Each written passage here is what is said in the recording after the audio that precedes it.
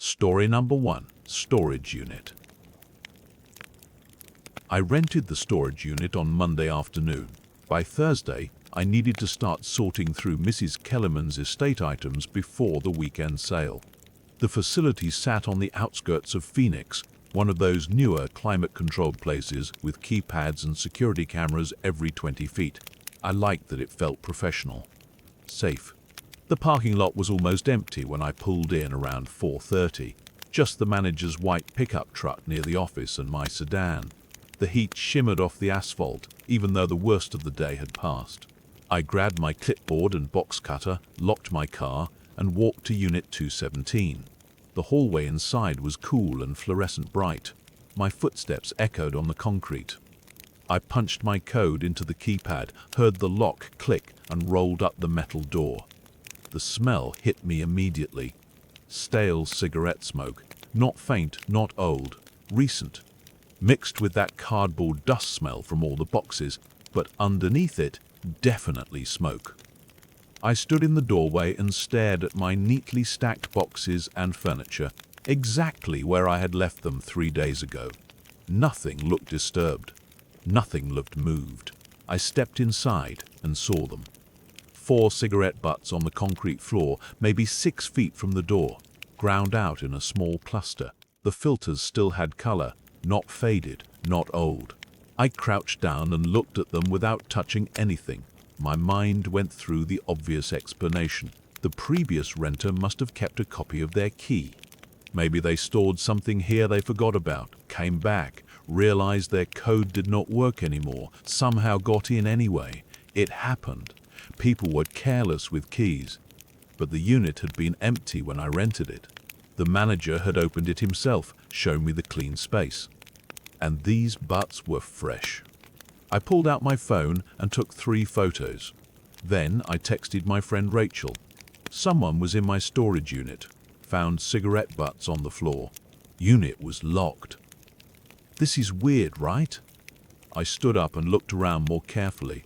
The boxes were still stacked the way I had left them. The furniture against the back wall had not moved. Mrs. Kellerman's dining chairs, her bookshelf, her rolled-up rugs. Everything in place. My phone buzzed. Rachel, that's creepy. Tell the manager. I was typing a response when I heard footsteps in the hallway. Everything okay in here? I turned. The facility manager stood in the doorway. Mid-40s, khaki pants, polo shirt with the facility logo. He had checked me in on Monday, friendly enough, explained the gate codes and the security system. I could not remember his name. Hi, I said. Yeah, I just got here and found these. I gestured at the cigarette butts. Someone was in my unit. He stepped inside, looked down at the floor. Huh, that's strange. I locked it on Monday. No one else should have access. No one does, he said. He smiled, but it did not reach his eyes. I saw you come in on the security feed. Thought I'd check if you needed anything. That was fast, I thought. I had been inside maybe 2 minutes. Do you know if the previous renter might still have a key? I asked. He shook his head. We changed the codes between renters, and I was here when we cleared this unit out. It was empty for a week before you took it. I looked at the cigarette butts again. Well, someone was in here. You sure you didn't leave those on Monday? During move-in. I stared at him. I don't smoke. Maybe one of your movers? I moved everything myself. He scratched his jaw, still standing in the doorway, not leaving. Well, I can check the access logs, but I'm telling you, no one's been in here except you. I felt my chest tighten. He was standing too close to the door, not blocking it exactly, but close enough that I would have to squeeze past him to leave. I took a small step backward, further into the unit. Could you check the logs now? I asked. Sure, I'll pull them up in the office. But he did not move. He looked around the unit, at my boxes, at the furniture in the back. You're doing an estate sale? Yes, must be a lot of valuable stuff in here. I did not answer. My phone was still in my hand. I glanced down at it, then back at him. That was when I noticed his shirt, the same cigarette smell. Faint, but there. And his boots. Tan work boots with red dust on the soles. The same red dust around the cigarette butts on the floor. My stomach dropped. "I'll come by the office in a bit," I said. My voice sounded steady. I was proud of that. "I need to grab a few more boxes from my car first." He nodded slowly. "All right, I'll be there if you need anything." He stepped back into the hallway. I watched him walk away, his boots scuffing on the concrete. He did not go back to the office. He stopped at the corner where the hallway turned, just out of sight, and I heard him stop walking. I put my phone in my pocket, walked to the door, and pulled it down. My hands were shaking. I locked it, tested the handle twice, and walked toward the exit. I did not look at the corner where he had stopped. I kept my pace even, my breathing controlled. When I reached my car, I got in, locked the doors, and drove. I did not stop until I reached a gas station 2 miles down the highway. I parked under the lights near the entrance and called 911 from the parking lot. The dispatcher asked if I was in immediate danger. I said no. I said I thought someone had been living in my storage unit. She said she would send an officer to meet me. I drove back and waited in my car with the doors locked. 2 patrol officers arrived within 15 minutes. I showed them the photos on my phone, explained about the cigarette butts, the smell, the manager appearing so quickly. They asked if I felt threatened. I said I did not know. I said something felt wrong.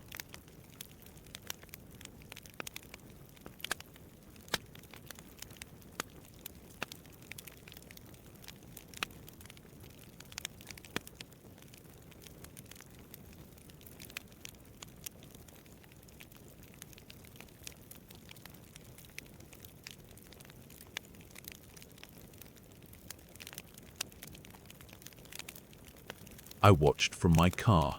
They were gone maybe 10 minutes. When they came back, one of them walked to my window. I rolled it down.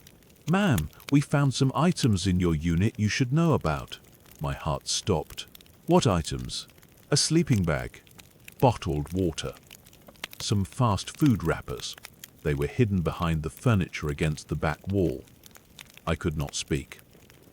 The manager says the security footage from the past 3 days has been automatically overwritten.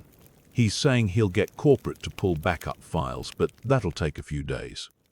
"He was in there," I said. "He has master access. He was in my unit." The officer nodded. "We're going to file a report. We'd recommend you change units or move your items to a different facility entirely, and we'll be following up with the company." I moved everything out the next morning with Rachel and her husband. We did not go inside Unit 217. The manager transferred my items to a new unit himself, with the officers present. He did not look at me. The police report went nowhere. The company claimed the footage was overwritten due to storage limits. The manager still works there. I see his face sometimes on their website. I did not go back for my deposit. Story number 2. Gym locker. I've been coming to this gym at 5:30 in the morning for 6 months now. Same time, same locker, same routine. After the divorce, I needed something steady, something I could control.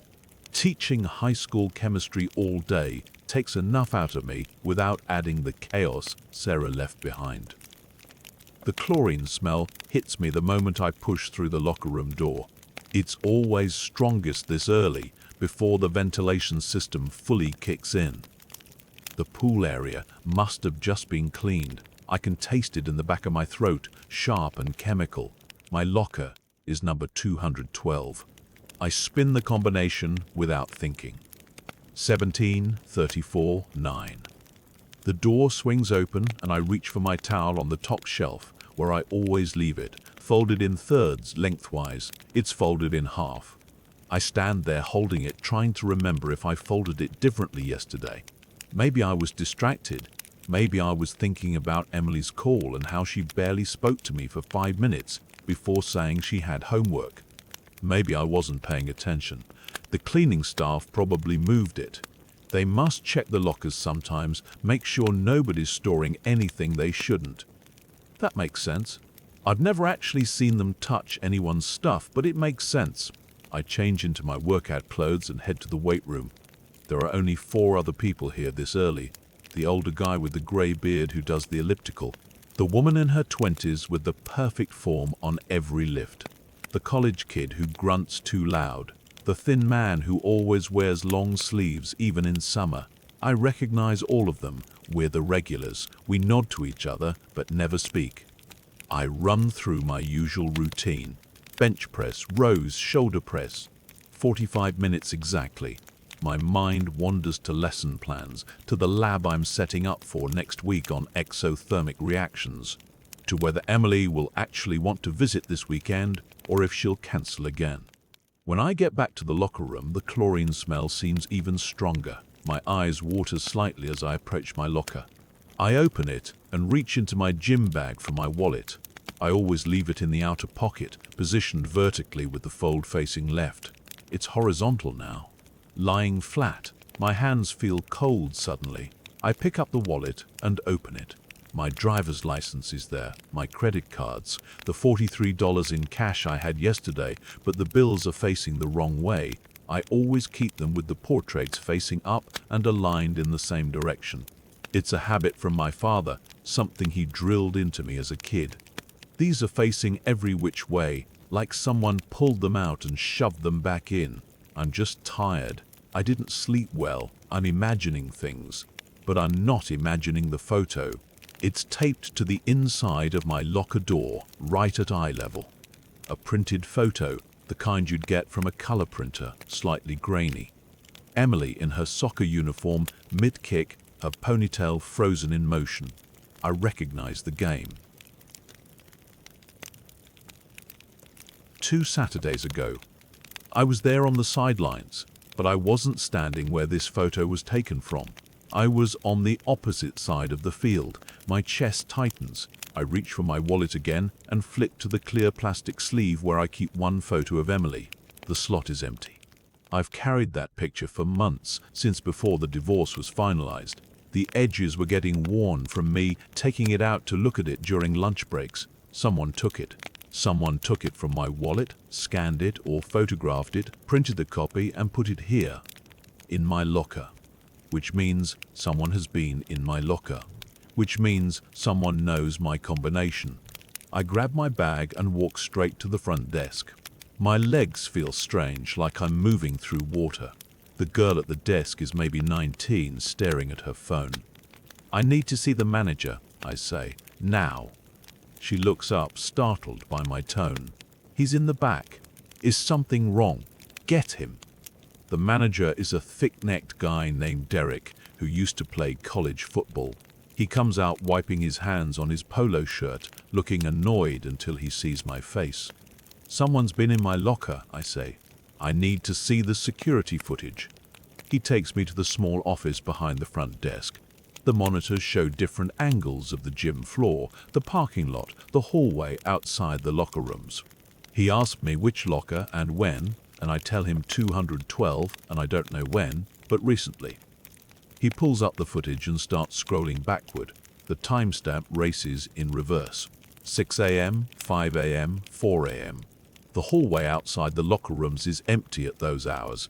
3 a.m., 2 a.m. "There," I say. A figure in a dark gym hoodie walks into frame. The hood is up. They move directly to the locker room entrance and disappear inside. Derek switches to the interior camera, but the angle only shows part of the locker area. The figure moves to where my locker is, just barely visible at the edge of the frame. They're there for 3, maybe 4 minutes. Then they leave, walking back down the hallway and exiting through the rear door by the pool. "When was this?" I ask. Derek checks the timestamp. 2:17 a.m. last night. "You want me to check other days?" "Yes." He goes back another 24 hours, 2:13 a.m. The same figure, same hoodie, same careful angle of the head, never quite facing the cameras, same locker, same 4 minutes. We check a week back, then 2 weeks, then 3, every night. 2 a.m. give or take 15 minutes. For the past month. "I'm calling the police," Derek says. "I'm changing my locker," I say. "Right now." He sets me up with a new one, number 47, on the opposite wall. I move my things while he prints out incident reports and makes his phone call. My hands are shaking. I set a new combination. 22, 8, 31. Random numbers, nothing personal. I finish changing into my work clothes. I need to leave for school in 20 minutes. I need to teach 4 classes today about chemical bonds and molecular structures. I need to pretend everything is normal.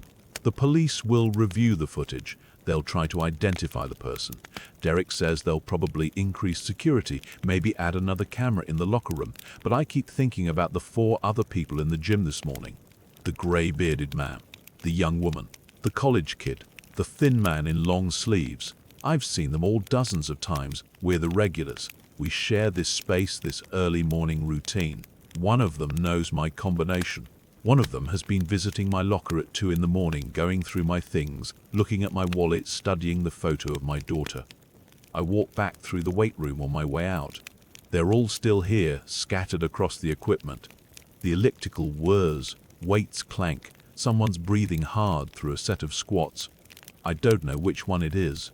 And tomorrow morning, when I come back and punch in my new combination, one of them will be watching. Story number 3, Crawl Space. I work from home most evenings, and that Tuesday was no different. Rain drummed against the windows of my ground floor studio in Portland, the kind of steady downpour that makes everything feel muffled and distant. I'd been at my desk since around 6, working on a logo redesign for a coffee roaster in Seattle. My head had that tight feeling behind my eyes that meant a migraine was coming. So I dimmed the lights and was trying to finish before it got worse. Around 7:30, I heard coughing. It was faint, almost like it was coming from another apartment, but the sound seemed to rise up from beneath my feet. I stopped moving my mouse and listened. Nothing, just the rain and the hum of my laptop fan. I went back to work, adjusting the kerning on some text, and told myself it was probably the pipes. This building was built in the 1920s. Everything creaked and groaned, especially when it rained. 20 minutes later, I heard it again. A wet, phlegmy cough that seemed to come from directly under my desk. I rolled my chair back and stared at the floor. The sound stopped. I waited, feeling ridiculous, then pulled my chair back in and kept working. Old buildings make noise. The heating system was ancient. It must be expanding or contracting or whatever pipes do. But it kept happening. Every 10 or 15 minutes, that same cough, always from the same spot. I tried to ignore it, but my migraine was getting worse and the sound was making it hard to concentrate. I got up to get some water and noticed something else. A smell. Damp earth like wet soil after rain, but stronger than it should be. It seemed to be coming from near my bedroom closet, which shared a wall with my workspace. I opened the closet door and crouched down, pressing my face near the baseboard. The smell was definitely stronger there. I thought maybe there was a leak, water seeping in from outside and pooling under the floor. I made a mental note to text my landlord in the morning and went back to my desk. The coughing started again around 8:15. This time it was followed by a faint shuffling sound, like fabric dragging across wood.